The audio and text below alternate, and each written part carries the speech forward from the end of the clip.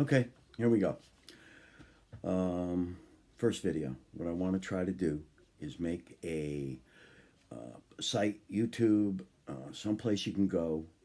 We're going to that you can tell stories. We're going to title it Old Stories because I don't want young people telling stories. They can do theirs in 20 or 30 years. I want to do our stories. If you went to Woodstock, if you know who Johnny Tillotson is, if you knew that Kenny Rogers sang about sniffing glue before he was a gambler, if you know who 10 Years After are, if you know who the Rat Pack was, if you think Sammy Davis Jr. actually had a better voice than Dean Martin or Frank Sinatra, you've got to have a story to tell. I like to tell my children and grandchildren about me, the little Irish kid living next door to my very Italian grandfather. And I would walk over there. This was like 1959, 1960. We lived right next door. But I would go over there on a Sunday morning and I would walk into his house that he built and see my grandmother, and you could smell the coffee and the sun would be teeming in through the sunroom windows.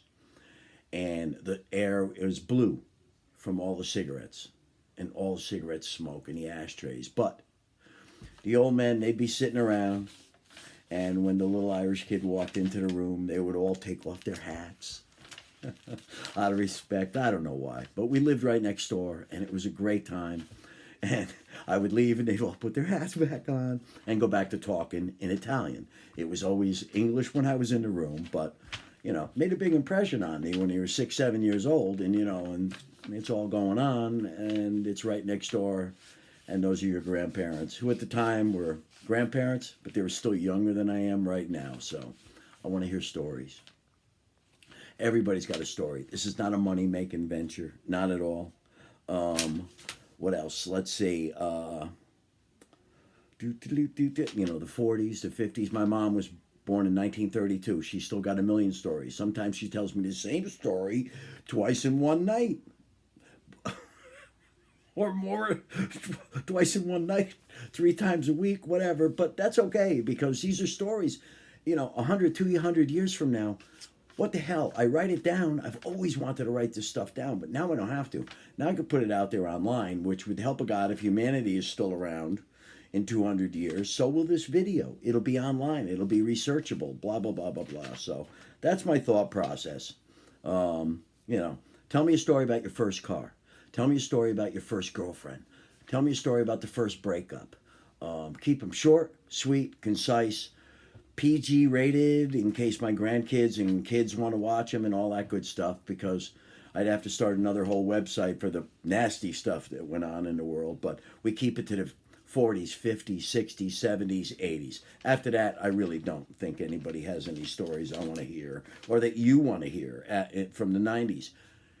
Let's get some moss growing on them before we start worrying about telling their stories. I want to tell your stories when life was a lot simpler, when maybe Dean Martin was singing Volare in the background, Sunday morning. But there's plenty of stories. Everybody's got one. Just tell the story, short, sweet, concise, and we're going to see how one of my brilliant sons can figure out, twins, how we're going to figure out how we're going to get this up on YouTube, and so that it's open to the public, everybody can watch it and add on, and I've got a million stories, so I promise you can see more of my stories on here, whether you like it or not. Peace. I heard McCartney today singing 4 walls, stuck inside these 4 walls, left inside forever. Seems that way, doesn't it? Peace.